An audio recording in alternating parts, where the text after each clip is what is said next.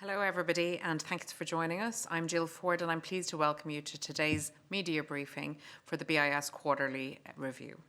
With me today are Hyun Song Shin, Economic Advisor and Head of the Monetary Economic Department. He's accompanied by Gaston, Head of Financial Stability, and Frank Smets, Head of Economic Analysis and Statistics. We are also joined by the authors of the articles.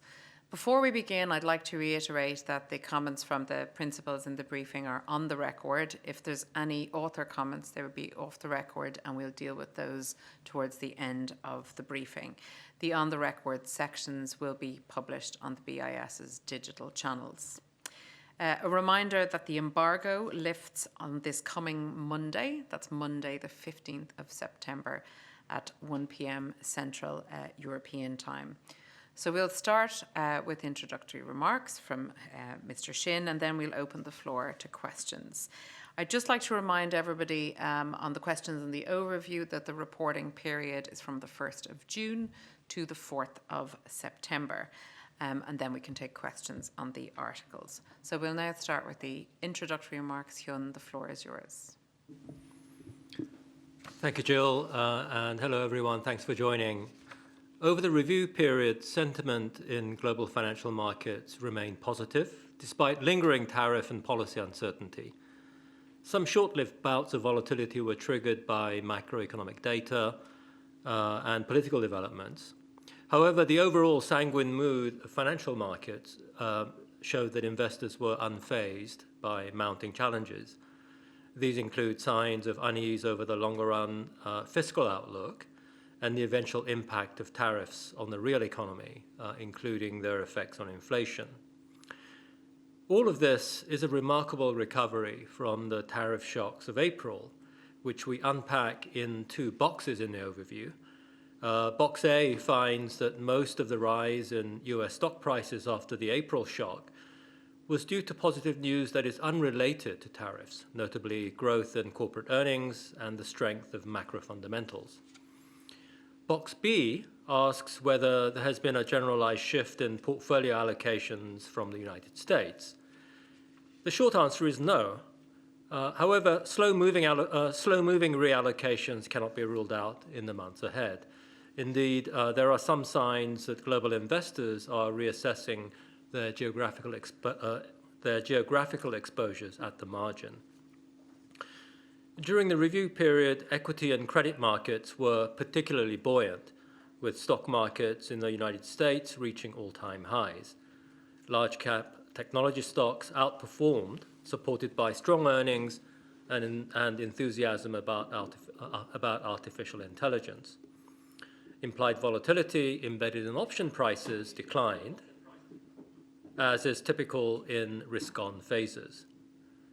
And the US dollar stabilized after its significant depreciation in the first half of the year. In another sign of elevated risk-taking, credit spreads compressed to lows not seen in decades. Now, to some extent, the compressed spreads reflect higher sovereign bond yields that raise the floor of the spread calculation. However, credit spreads tightened even though default rates ticked up marginally, suggesting a high level of risk appetite among corporate bond investors. Emerging market economies capitalize on the global sentiment, with several EME currencies appreciating against the US dollar and bond issuance picking up. And financial conditions eased overall. The backdrop of a generally easing monetary policy stance during the period, with anticipation of more rate cuts ahead, injected a generally positive tone to financial conditions. However, to the extent that easier monetary policy reflects weaker labour market conditions and slowing activity, a reassessment cannot be ruled out. In particular, the optimism priced into risky asset prices sits uneasily with the steepening at the ultra-long end of the government bond yield curve. The spread between 10-year bonds and the 30-year bonds has widened notably in all major jurisdictions, reflecting a lack of investor demand, as well as a mounting as well as mounting concerns about the fiscal outlook and the potential resurgence of inflation.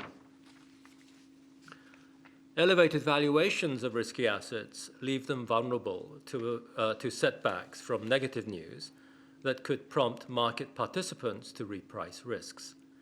This is a time to be watchful of potential amplification channels that could propagate stress.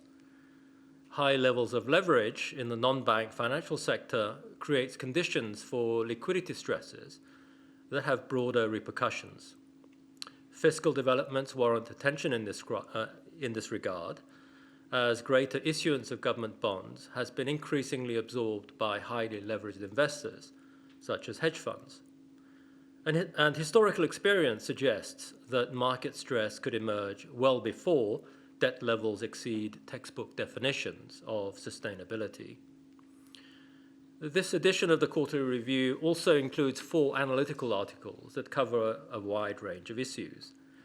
Matthias Bergert, Benoit Mogent, Daniel Rees, Matthias Rottner, and Hongyan Zhao explore the global impact of higher tariffs on growth and inflation and monetary policy using a multi-sector model. While there is some uncertainty as the effects may play out over time, their findings suggest that higher tariffs could slow global growth, disrupt supply chains, and significantly affect the United States and its key trading partners. Central banks may face challenges balancing output stability and inflation control, especially if inflation expectations become unanchored. Fiorola De Fiori and Damiano Sandri present the findings of an international household survey spanning 31 countries, including 13 advanced and 18 emerging market economies. They find that household inflation expectations tend to be higher than both actual inflation rates and professional forecasts. Households report larger post-pandemic price increases,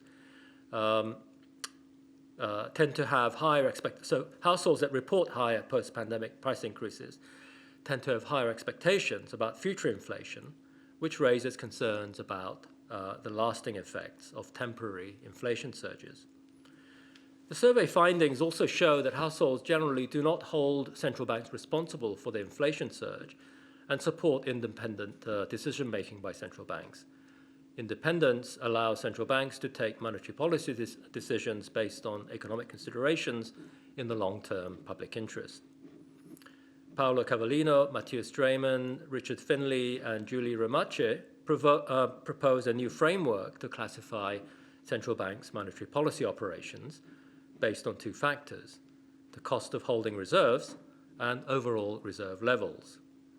Their analysis reveals unexpected parallels across outwardly different systems, and conversely, they show how similar designs can produce varying outcomes. As part of the current primer series on the BIS banking and financial statistics, Tracy Chan, Götz von Peter, and Philip Wooldridge explain how BIS debt security statistics can provide insights into bond market size and structure, including sectoral and currency composition. They note that while government borrowing has driven bond market growth, mainly in domestic currencies, private sector borrowers have continued to increase their borrowing through foreign currency bonds, predominantly in US dollars. Thank you very much. We now turn to questions, and I see Bastian Benrath out from Bloomberg with a raised hand. And Bastian, we can see you on screen as well, so please go ahead. Hi, thank you for taking my question. I have to warn you, I found this an extremely interesting thing, and there's a lot of questions I want to ask. So I'll just start with 2, and maybe there's a second round of questions. So first, I'd like to ask, you are arguing in one of the side papers, or the authors in one of the side papers, are arguing that the Fed has actually a lot to gain by adopting a look-through strategy through the inflation hikes coming from the recent tariff developments. However, markets obviously expect Fed cuts to come. So my first question is, are, in your view, markets misled in expecting Fed cuts?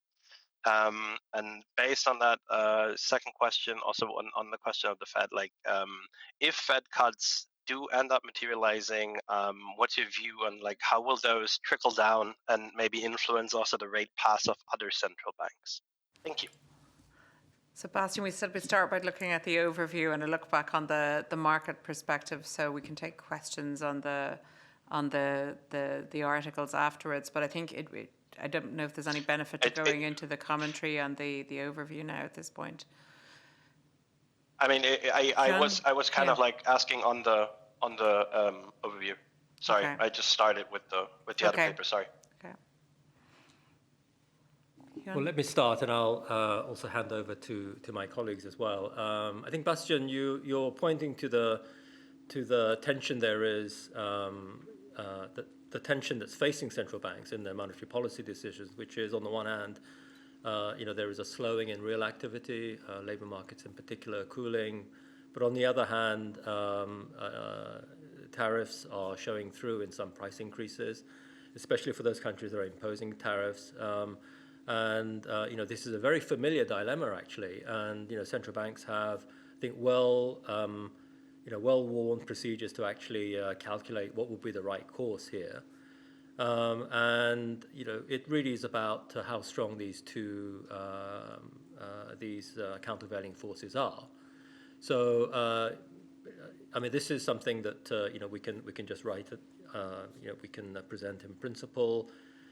Exactly how that would translate into monetary policy decisions, I think that's really for the central banks, themselves to decide. But certainly, financial markets are pricing in a generally easing, monetary policy profile over the next couple of months. But let's see how that actually turns out.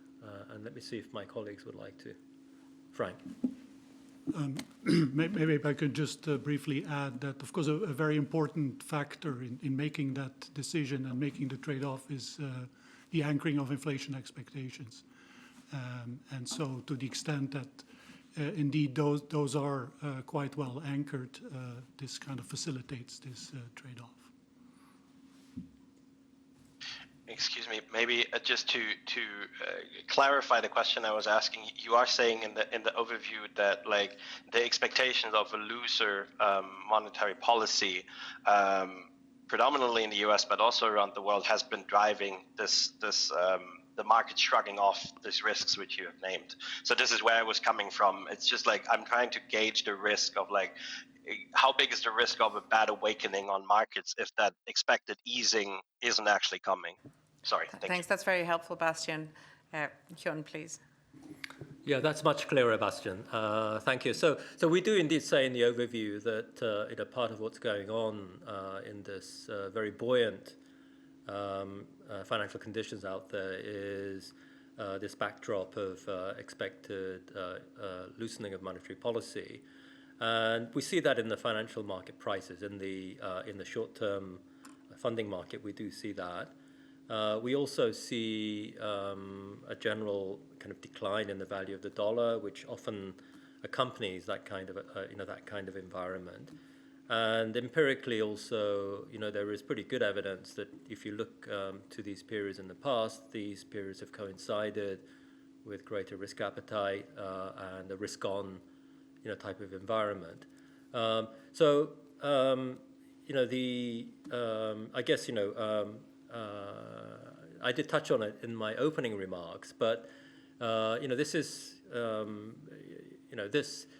this very sanguine environment seems to be disregarding some of the very real challenges out there in the real economy, and that has to do with the fiscal outlook. It has to do with the eventual impact of trade conflicts, eventually, feeding through into the real economy. So clearly, the potential unwinding of this these very ample financial conditions is something that we should all be looking out for.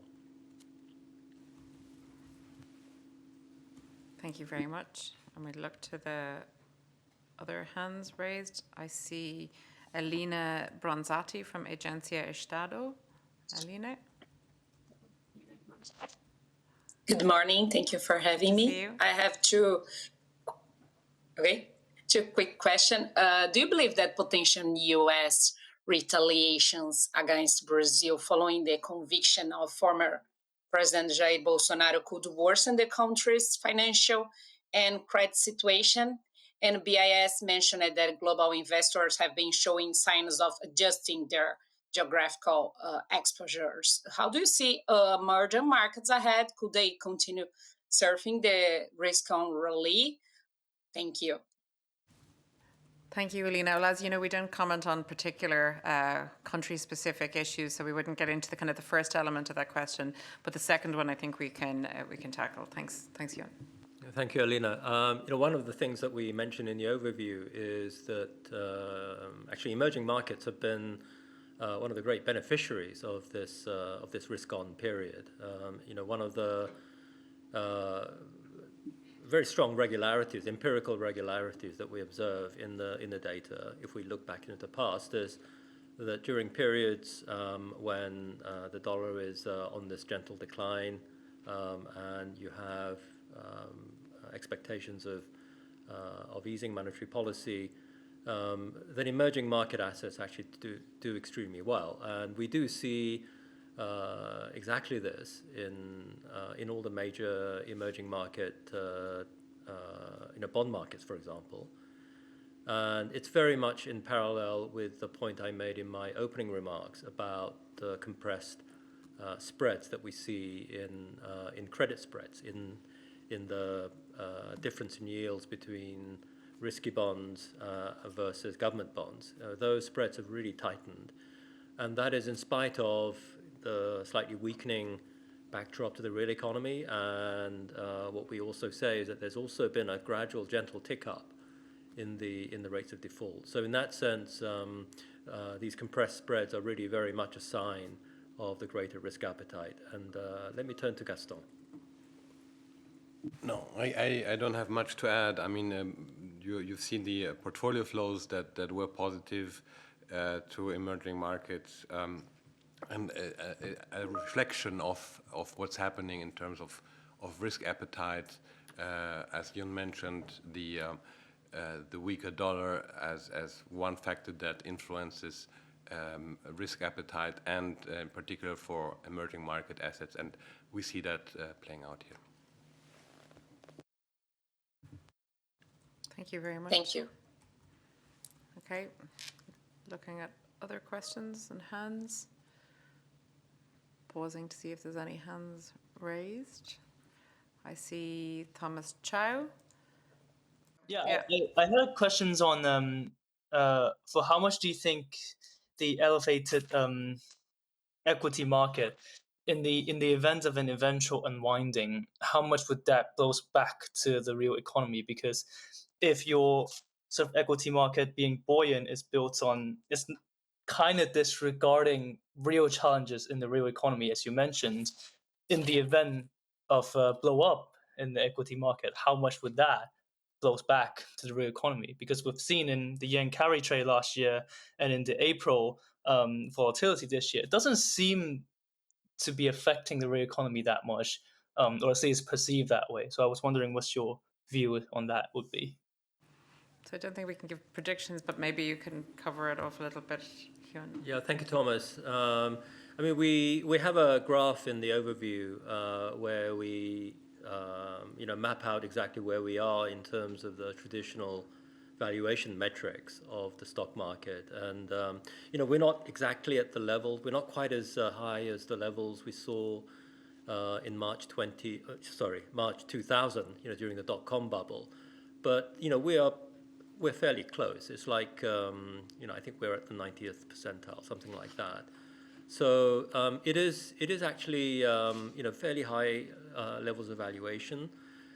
In part, it's because it's the very rapidly growing sectors, and in particular, with the excitement around artificial intelligence, we're seeing very high valuations that are imputing very high rates of growth. Now, you're asking, what impact there would be on the real economy, if there was a reversal. I think that really depends on how much the activities are are interrelated to some of the core economic activities. And by this I mean, by this I think we can contrast what happened during 2000 when the stock market declined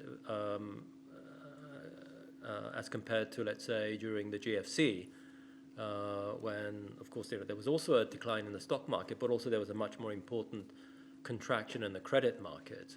And in general, it's the credit markets that tend to have a much bigger impact on real economic activity than the stock markets as such. So, if it's purely a matter of high prices, and the prices sort of, somehow find a more sustainable level, I think you can argue that that is much less serious for the real economy than something that, like the GFC, that has a much bigger impact on spending, for example, and investment by firms and households. Thomas, we have also a question which has come in the chat from Maureen Can from The Times.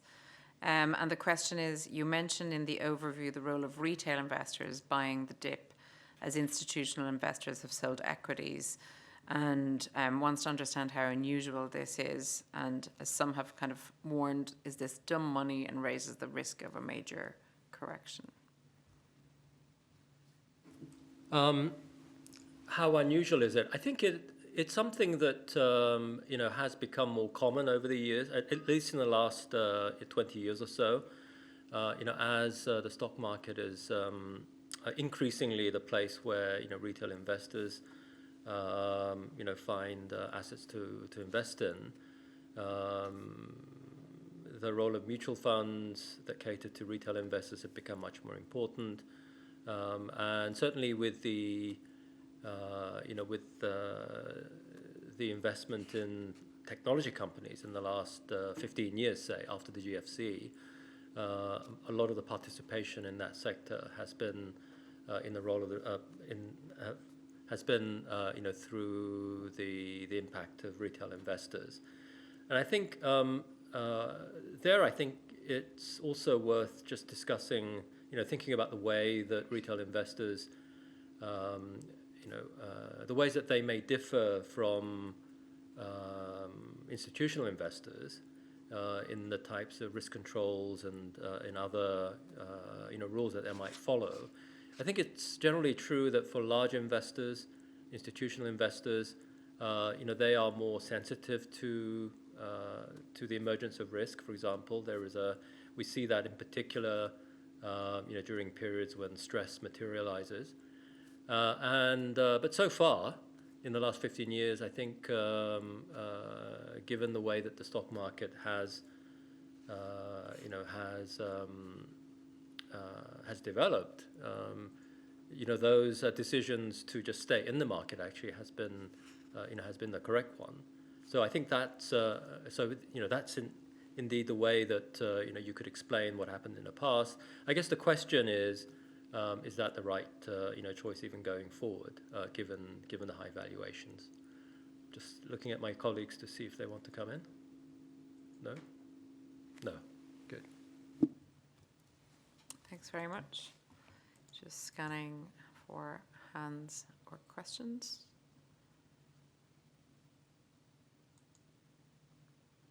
I see Jeffrey Smith from Politico. Hello, Jeffrey, and we can see you on camera as well. So please go ahead. Hello, Jill. Hello, Hyun. Hi, Jeff. I think this may be coincidental, but I just wanted to run it past you.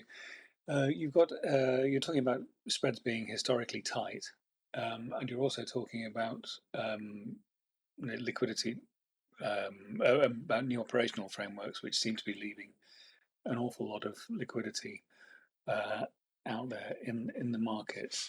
Do you think the two are related?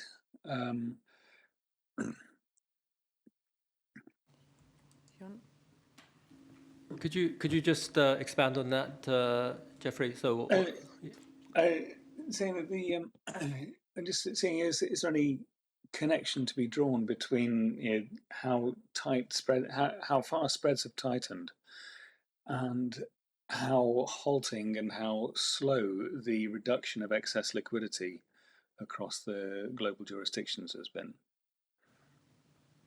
Yeah, I think you're referring to central bank balance sheets and reduction of Yeah. central bank balance sheets after COVID in particular. I think there may be some economic mechanism that actually links the two, but it's not a very kind of a hard and fast relationship, I would say, between the very tight credit spreads and the size of central bank balance sheets, for example.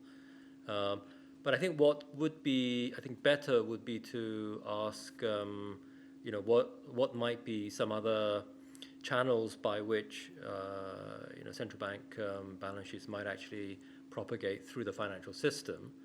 When you engage in asset purchases, you are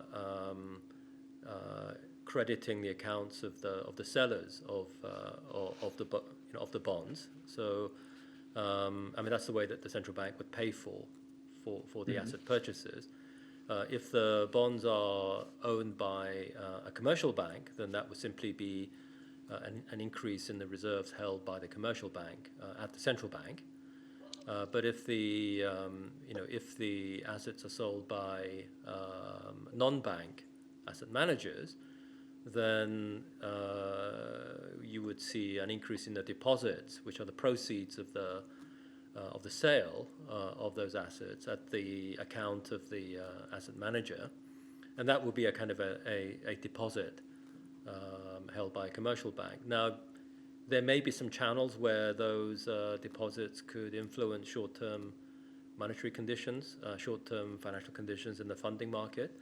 I think there are plausible arguments you could draw there, but I think these are these will need to be set against all the other things, all the cross currents in the financial markets in general.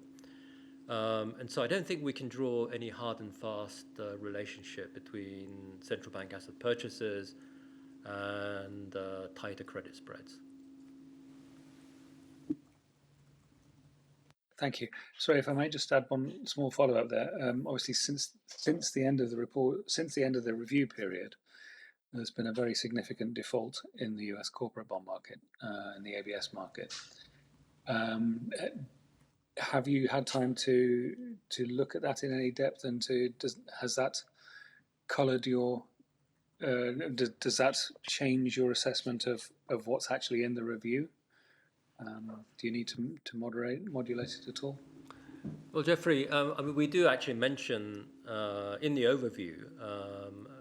We have a graph showing the default rates. Over the review period. Well, actually, over the last couple of years, and it is actually, I think, quite interesting that spreads have compressed in spite of the default rates actually not going down, and if anything, it has been ticking up somewhat, and that's very understandable given the general slower pace of economic activity out there. And as I mentioned in my opening remarks, we do see a cooling of the real economy, especially in the labor market.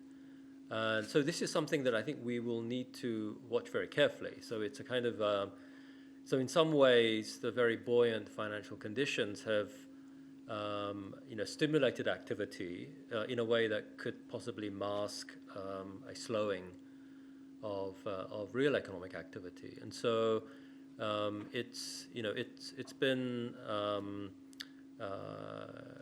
a way to mitigate some of the slowing of the real economy. And so this is something that we will need to watch very carefully. Okay, Bastian, I think go ahead. Thank you. I am wondering about the relationship between the Fed and the rest of the central banks worldwide, like how strong you see that connection, say, still existing. So meaning if rate cuts by the Fed should materialize also, or will that significantly influence the rate paths of other central banks, or will it not? If you could talk about that, it'd be great. Well, Bastian, I think each central bank will be conducting monetary policy in a way that's that suits their individual conditions. Now, there may be channels which there may be global channels that actually tie these conditions together across countries, and if that's the case, then you would see some kind of co-movement in the monetary policy decisions themselves. I think what we're seeing now, though, is that in many of the non-US jurisdictions, I think we're seeing, in general, I think fairly resilient activity. I don't think there's any great hurry to loosen monetary policy. I mean, that of course differs across jurisdictions. And so I don't think there is any mechanical relationship between what the Federal Reserve does and what other central banks do. And certainly it's not just looking at the path of rates and mimicking what the large central banks do in general. So I think the key question is to ask what is going on globally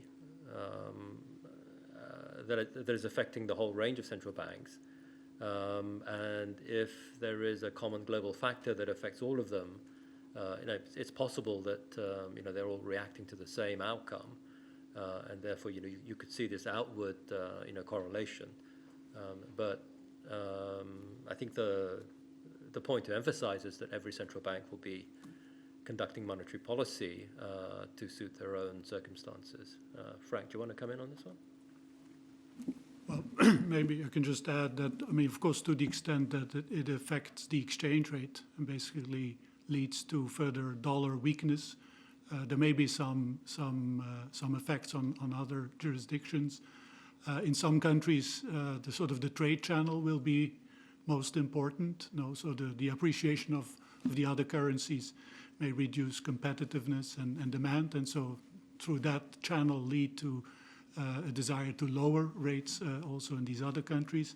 But as Hyun has already mentioned, there's also financial channel of a weaker dollar exchange rate, and that may actually further ease global financial conditions and thereby actually boost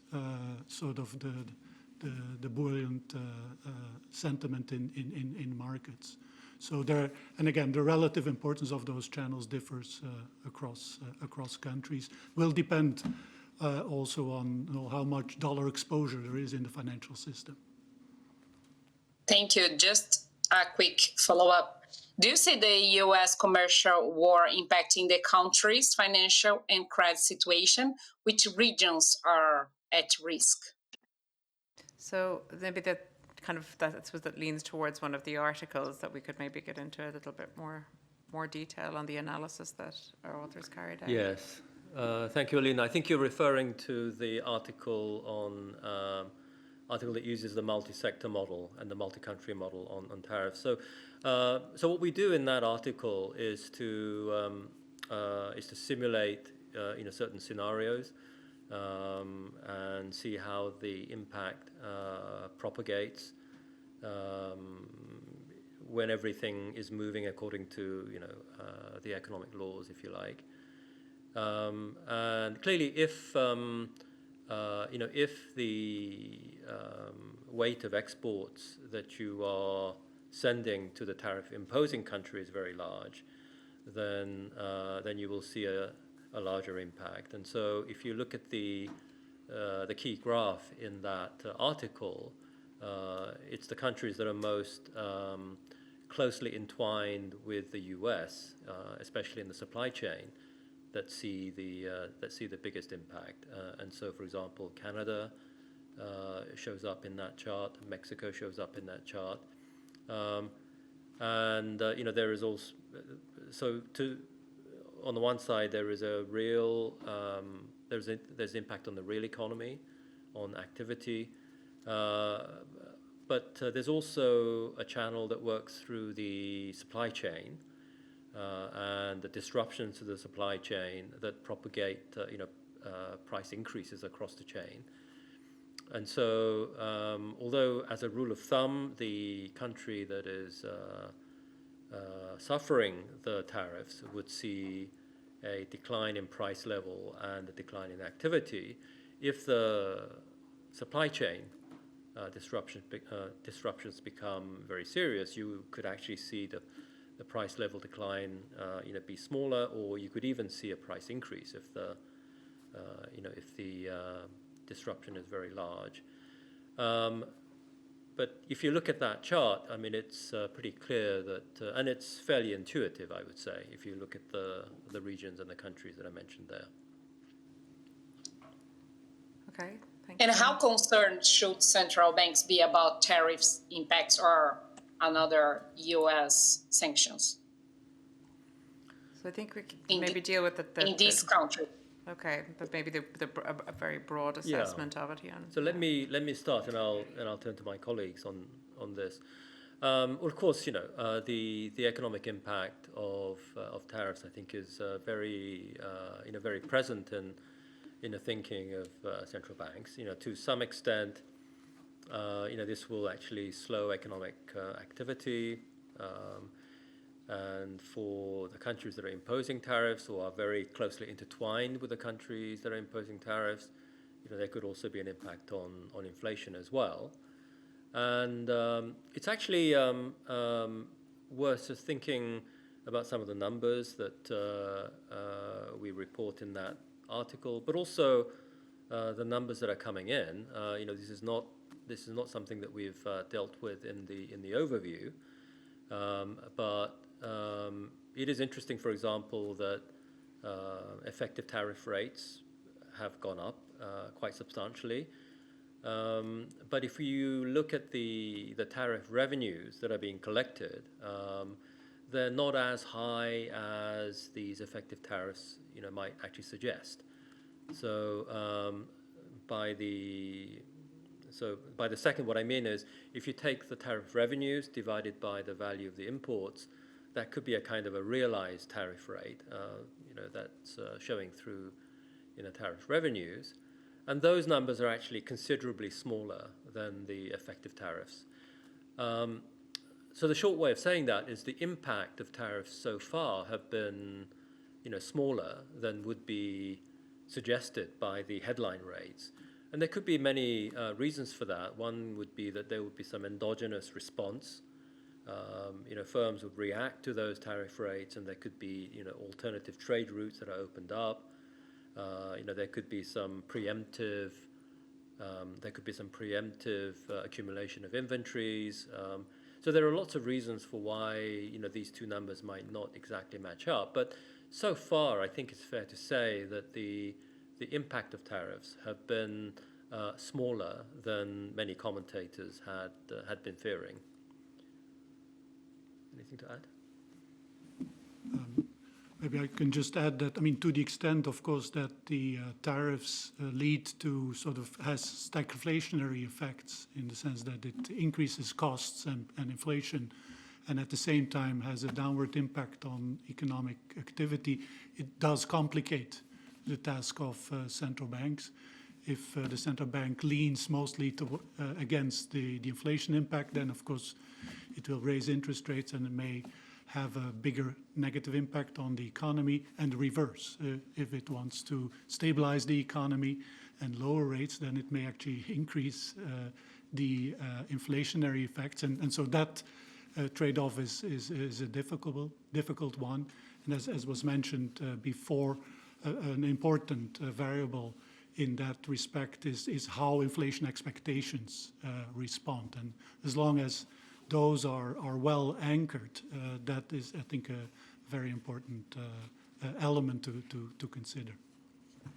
Great, thanks very much. Thank you. Yeah, I don't think there are any others, so we can take it as a final question. Okay, sure. Thanks. My question is also about the potential corrections of the equity market again, but this time on the effect of the government bond market. My question would be, how can central banks prepare in the event of a potential corrections? Because it seems that obviously central banks should be most attentive of the bond market, given their importance on monetary policy and financial stability. But if something happens in the stock market, is there any channels or multiple channels that central banks should be aware of that could potentially affect their decision making? If that makes sense. Okay, Hyun and maybe Gaston, do you want to come in on that? Yes. So let me start, and I'll turn to Gaston on this. So Thomas, your question is what are the links between the stock market and the bond market, and what would happen, if the bond market showed signs of stress? Well, clearly for the bond market itself, having a sustainable fiscal path is really very important. And so this is a message that you've heard from us, many times before. One thing that I think is also worth saying is that the textbook analyses of fiscal sustainability, which is a calculation of the present value of the profile of primary deficits over time, and seeing how that relates to the current level of debt and so on. I mean, those are fairly mechanical calculations, but what we've seen in the past is that well before you reach those levels, financial stress could emerge, in the bond market itself, and that's something that, of course, policymakers should be keeping a very close eye on. And for example, one route might be some kind of valuation shock. This was the case with Silicon Valley Bank, when the value of the bond holdings decreased, and that set in motion various effects on the bank itself. And another kind of channel might be the what we saw in the UK in 22, which was a kind of a duration matching mechanism where you chase rates higher or chase rates lower.